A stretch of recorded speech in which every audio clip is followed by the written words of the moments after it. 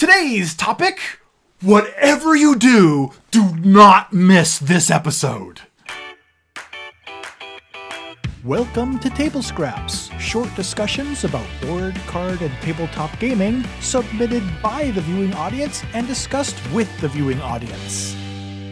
Hey there everyone, hello and welcome to a special edition of Table Scraps, the live streaming show here where we talk about board games and tabletop games and card games with the live streaming YouTube chat. And today, I'm not just talking to the chat all by myself. That's right. I'm going to be talking to the chat with Mark Streed from Board Game Corner. Hey folks. Hi, how are you doing? Good. Thanks for being here, Chaz. Oh, thank you for having me. You're not joining me. This is true. I am joining you. This is true. Today's episode is also special because I let Mark go through all of the viewer suggestions and he picked out today's suggestion, which comes from viewer Lucas Morao, who says that the topic is the fear of missing out. He wants to know the following.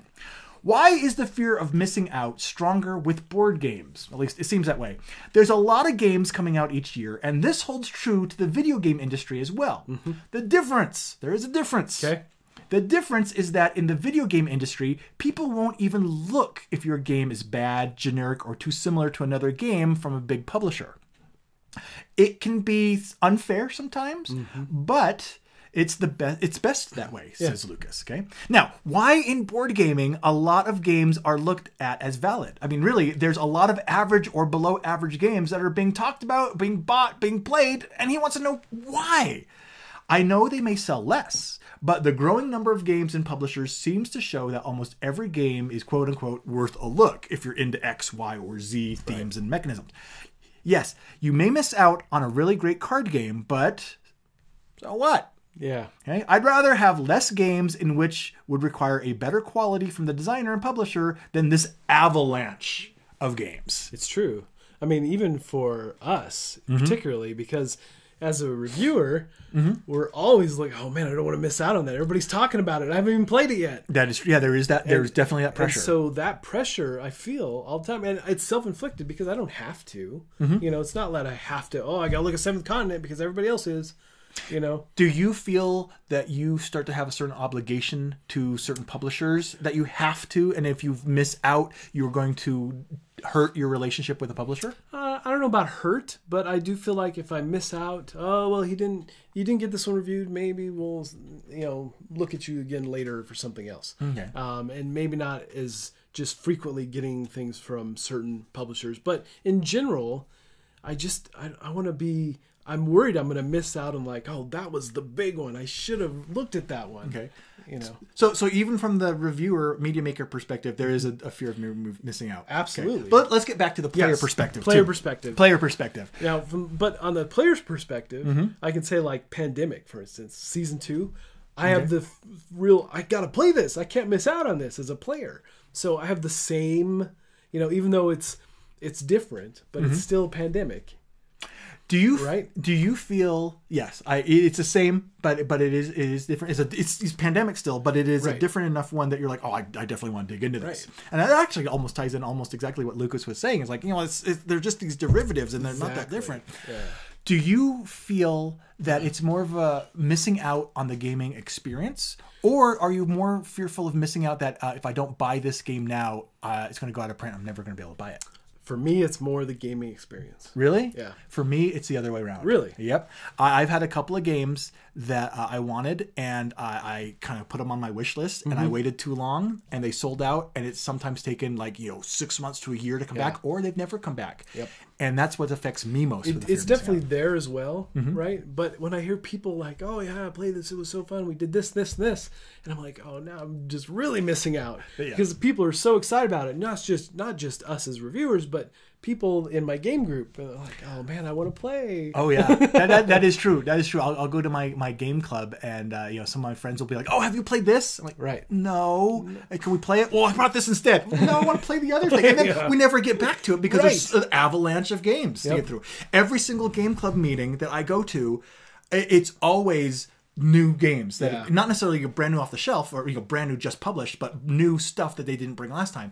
And I actually was hosting a local game club like every other weekend for a couple of years, and I actually had people stop coming, and I ran into them later, and they said, we loved the game club, but there was always something new. We just wanted to play Ticket to Ride. Yep. And I thought, oh my gosh, I thought people always wanted to see the new stuff. So yeah, so I have that with like my family.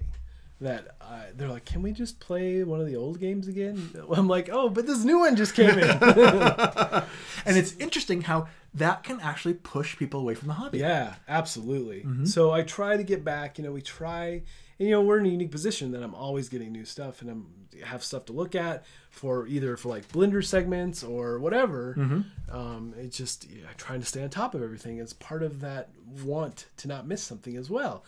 But again, as a player, I still have the same feeling, like I said, with like, and like for all the, like for me, I really like Zombicide Black Plague, and that game, the fact that I don't have everything for it makes me feel like I'm missing something. Oh yes, well that's the whole Kickstarter conundrum. Yes, so there's that as well. I'm sure we'll touch on that in the comments. Yeah. Speaking of comments, let's turn to the comments. And actually, bonus question for the comments: we both have the fear of missing out from different perspectives. Yes. And I think it's probably the norm. I want to know, is there anyone out there watching that doesn't actually have the fear of missing out when it comes to board games? Because for this audience, it's probably atypical. So I chime in. I want to know either during the chat or afterwards in the comments below. Absolutely, yeah. Speaking of comments, let's go over to those comments. What do we got? Mike Jones. No. Really? Okay. He mentions missing out is a huge topic on the FFG forums, Fantasy Flight Games, FFG forums as well.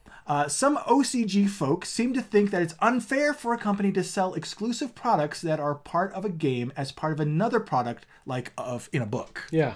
Man, Fantasy Flight, I think, could be one of the companies that kind of perpetuates that fear of missing out. Oh yeah, absolutely. Yeah. Especially you look at things like Arkham, the LCG, and you could really be missing out with stuff. Oh yes, and the Arkham Horror LCG has released a lot of expansions. And what's interesting is for research that I've done for other videos, the expansions on BGG, their rankings are like 8, 8.5 consistently. Yeah. They're really high ranked. Really high. And so I wonder if part of that is if that lends itself to that fear of missing out. Absolutely. And they're one of the companies that you really feel that way because they're just pumping out the stuff, and generally it's good content. It's not just fluff, right? I mean, everybody I know that has gone through all the expansions for Arkham, they've loved them. So I'm worried that are they not going to be available when I finally get to them to go purchase them and add to my system. So there are definitely, as a player, again, I worry about missing out. Have you ever had to track down something from another game or a non-board game product? The closest I've had is I know Masmora came with characters that you could use in Arcadia Quest. Right. And I was fortunate enough to be able to get a copy of Masmora, but when I discovered that, it's like, oh man, I'm so glad I have these because I play Arcadia Quest more. Same here. And so and that was something that if I had not been able to get a copy of Masmora, would have irked me. Exactly. I would have felt exactly the same way. But yeah, that is one of our favorite game to play with the kids. And not having those extra characters would just, and even and not just to plug the Dice Tower, but even having like the Tom Riddick figure, I had to have that for. I didn't want to miss out on that figure, So there's definitely from other places that I want to add to this game. Yeah, and just to finish up on that, going back to Kickstarter, I think that CMON actually uses the fear of missing out on their Kickstarters to their advantage with great success. And that's not necessarily a good thing or a bad thing. It's just a strategy. Right. And it works. And I like now that they have this whole retailer program that is going to work really well, CMON, that you'll be able to purchase the game when it actually arrives at the store, and it'll have all the extras. Nice. Yes. That is something, and that is some way to mitigate this fear of missing out. Yeah. So that's something that we should talk about in another video. Yes. Actually highlight that, talk about it in more detail, because that's really special and cool. Yep. Okay, for now, let's go on to a special and cool comment from Toyota Wolf. Okay. Who says, I find that the fear of missing out on board games or broad game expansions and accessories comes from limited print runs and stupid exclusivity. Right, Chaz? Kickstarter exclusives? Right? Then he breaks down in tears. So, that ties right back to what we're just saying about CMON. Yeah, it's the same thing. Okay, I have a confession. Okay. Blood Rage, I did not get. And I played the game. I enjoyed the game. I did not back the Kickstarter, though. But I played it, and it was enjoyable. But I didn't, love it enough to go out and track down a copy, especially not all of its Kickstarter exclusives. Right. However, when Rising Sun hit Kickstarter, it was close enough to Blood Rage, but added the layer of diplomacy and stuff. Right. And all of the Kickstarter, I jumped on it because of the fear of missing out on and having a game of that type with all of its Kickstarter I did exclusives. the same thing. Yeah, exactly. Oh, there we go. But I did it through their new retailer program. Oh, no one likes to show off Mark. I know. So Rising Sun is when you're getting through the. Oh yeah. Okay. Yep. So that and Green Horde. Green Horde. Okay. So this is something you're starting with brand new game, and right now it's available. Huh. So Haunted Game Cafe, they jumped on the retailer program for that, and so that's where I'm getting my copies. Okay. Yeah. Excellent. But that whole Kickstarter game, and the flip side of that for me is the fact that when I review a game, I want to review it a retail copy. It makes sense because that's what most people are going to be able to get. So if I get everything, that makes it harder. You're not reviewing what the actual person is going to get when they bring it home. But then as a player, I still want all that other stuff. You're trapped. I am trapped. All right, let's get untrapped by moving on to a comment from Kabuki Kid. Okay. Kabuki joins us to say that the fear of missing out is strong with board games because there are often small print runs. That's true. And if a game ends up being hot, it sells out quickly, and there's usually a slow turnaround for reprints. Yeah. Oh, yeah. That's so true. And you see that a lot at conventions, too. Day one at Gen Con is that exactly. Exactly. And, obviously they're planning through the year for these conventions, but not everything comes together in time, and so they might only get a handful of copies. Oh, yeah. Dealing with the publisher side of things more, like I have been this last year. It's just a rampant problem of, trying to get the games there on time. So many companies will airship their stuff to the conventions almost at a break-even amount. So just getting them there can be such a challenge that even if the game is published on time, there may just be from shipping logistics, a handful, 50 maybe that are going to be available. Yeah, and you always, as a player, years ago before I was doing the show, I was like, why wouldn't they plan better? And now I understand, being on this side of things, how the logistics of all that, how it really is once it goes in, it's hard work. Yeah, once it goes into the printer's hands and the ball's in their court, there are so many moving pieces that have to work together. Yep. And when you're at Gen Con and there's a game from an unknown publisher that like Vast was. Right.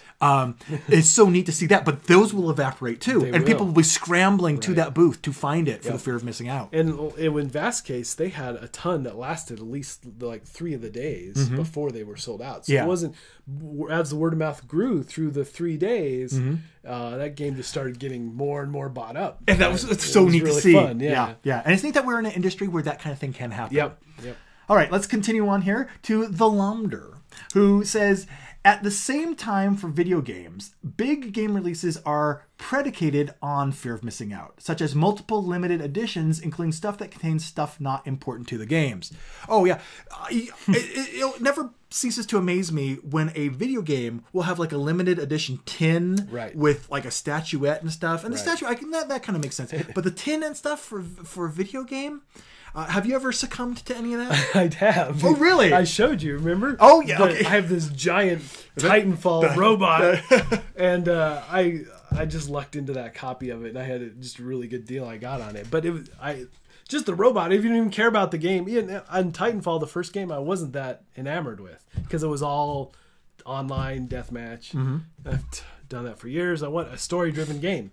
So Titanfall 2 came out, and I really like it. It's more story driven, but the robot was just really cool, detailed, giant statuette that I've got in my theater room, and it's just, I love the thing. It is awesome. An amazing piece of art. Right. It is, but yeah, but that drew me to that game. It did. Okay. Yeah. Okay. And then with Skyfall, not Skyfall, Skyrim, they had the version with the giant dragon. I had to have that. Oh, really? Yeah. Okay, so you've been bit by that more than once. I have indeed. All right, so it definitely does happen. Yes. And overlap. Now, were those limited editions? Yes, Okay, so if you didn't get them, they would have been gone. Exactly. Okay. MKitten13 joins us to say, I believe that the fear of missing out is bigger with board games because the amount of copies are limited and they can suddenly run out. With everything else, there's time to find and try it later. I think that reinforces, especially with the new video game model, where you could just go on your console and download the game, or Steam and just download the game. You don't have to worry about going to Target and they don't have any copies. Have you ever been in a situation where a video game ran out? Yes. So I've been a video gamer since. I'm going to age myself here, but since like the ColecoVision days, and then Atari and Pong. I had the original Pong. See, I'm not going to date myself by saying that, I remember that too. But yeah, I mean, like when the original Xbox was out, you couldn't find Halo to save your life. I mean, even with digital... this was before that. Okay. So the original Xbox, they didn't have digital downloads. Okay.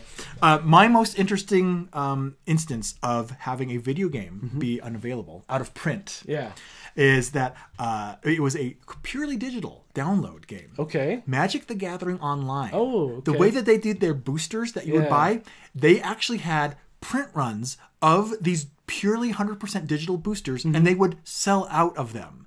And how is that a thing? I don't know. Digital. Yeah, it's digital. They wanted to keep the economy at a certain state. Okay, so they actually, I believe they were matching, I don't know if they still do it, but at the time they were matching the print runs of the physical amount of the cards. Odd. Yeah.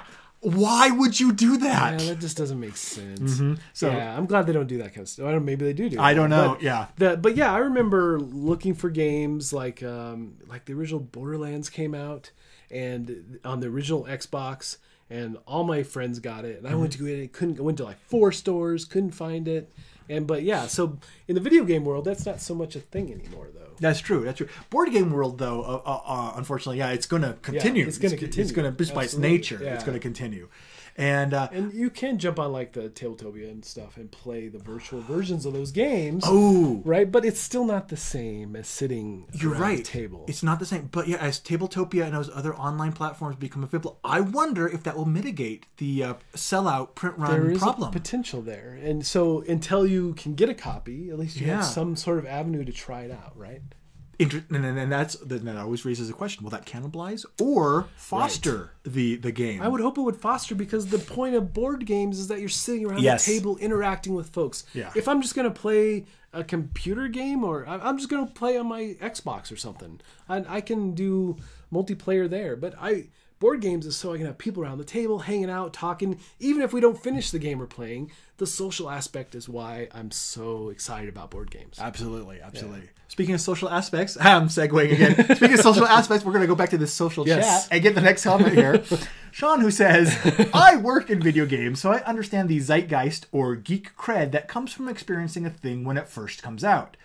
But board games' limited print runs add so much pressure. It does. Well, okay. Well, talk about League of Legends, the Mechs vs. Minions. Oh, right? Yes. Okay. That thing sold out immediately. They made 30,000 copies. And it was gone. And, they're already done their second run. I bet they'll do a third. So, up in the air.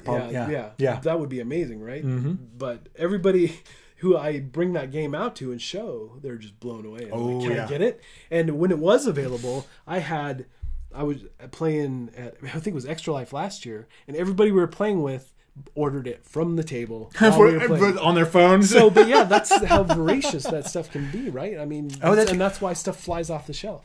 I remember being at BGG-Con. Actually, you're right. I remember walking through the gaming hall and seeing people playing the games, and more than one person. I walked by and they're like, brought their phone, brought up Amazon, and bought it right then and there. The double-edged sword of this too is with especially smaller companies. the board game company sometimes will make a limited print run because that's all they can afford to make. Yeah, and it's it becomes if they sell, they can print more, but it's this weird circle that develops. And in some of it's too on track record too. Like if you're a smaller company, you're like, our last couple titles only performed at this, so we'll probably only do this, and then it might explode on them, and then they've got to go back. And, and if you don't do it fast enough, then it fades. It fades away. Yeah. Lawrence says, also, games like Pandemic Legacy, if you don't get it close to release date, you won't get to play it at all. Try getting a game of Pandemic Legacy Season 1 now.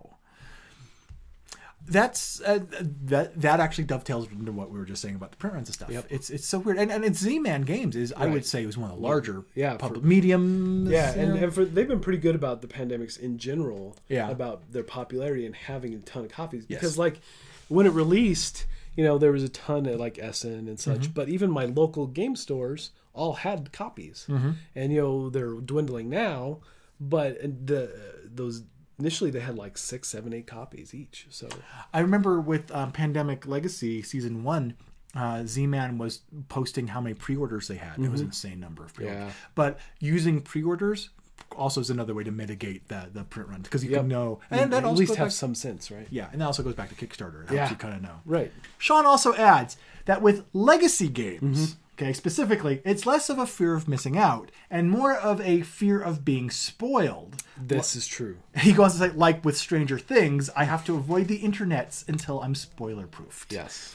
Yep. That is totally valid. Yes, it is. Yep. I know that Charterstone, Rodney Smith did a Watch It Played video about it. And I bet that was a challenge because how do you do a how to play for a legacy game without spoiling anything? It's really rough to even review that stuff because you're like, well, this is kind of how you play, but I don't want to show you anything.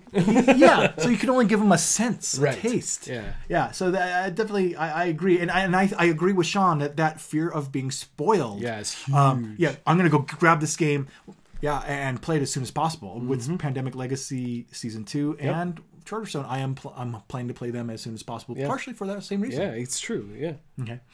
Let's go down here. Let's go to Kabuki. Has a comment right after Sean who says, Mark's example, that's you. That's me. Of Pandemic Legacy does point out the fear of missing out on the experience before spoilers are revealed. It's like a new Star Wars movie. If you don't see it almost right away, it will be spoiled.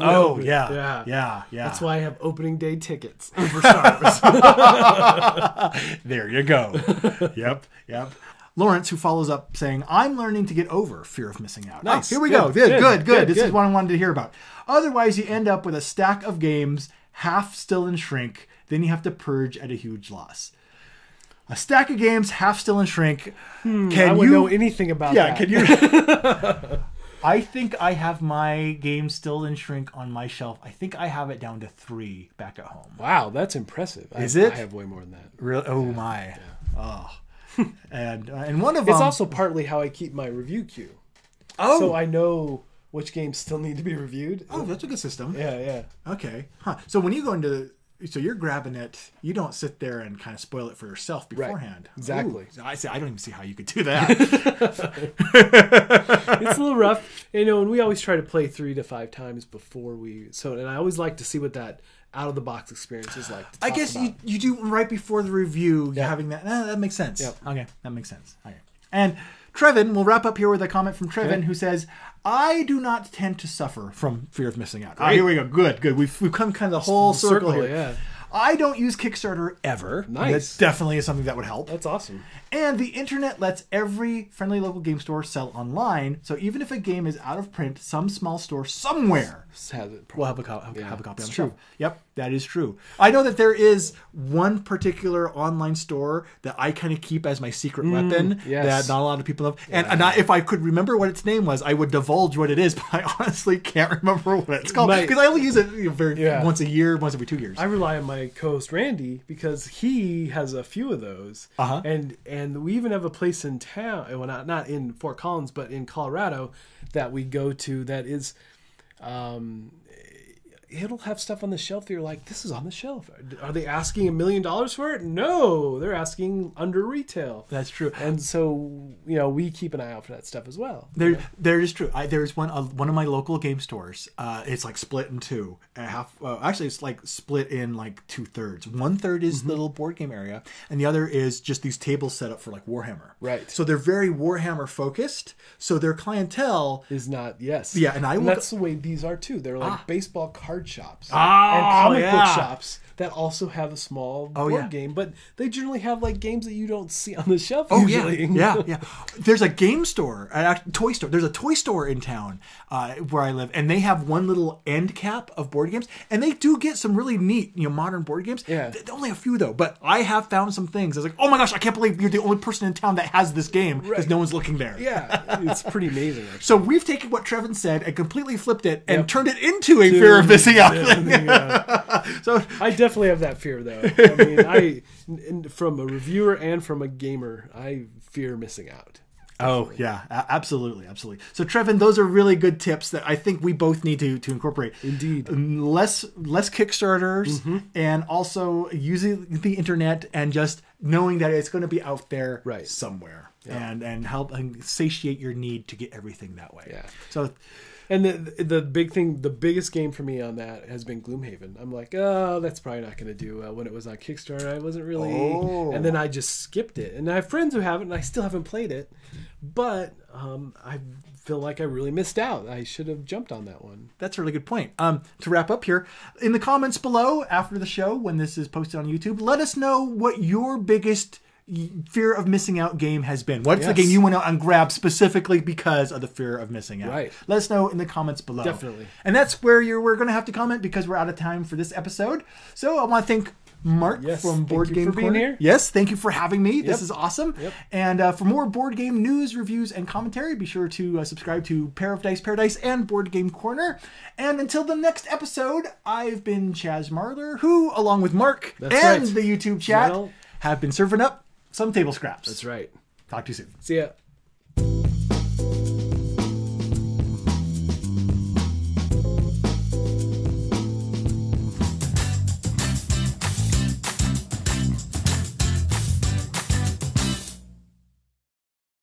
This is going to be Table Scraps episode Rats. What episode is this? Find it. It's the first episode here. So that's what I'm going by. This is going to be Table Scraps episode 1 that we recorded today. That's right.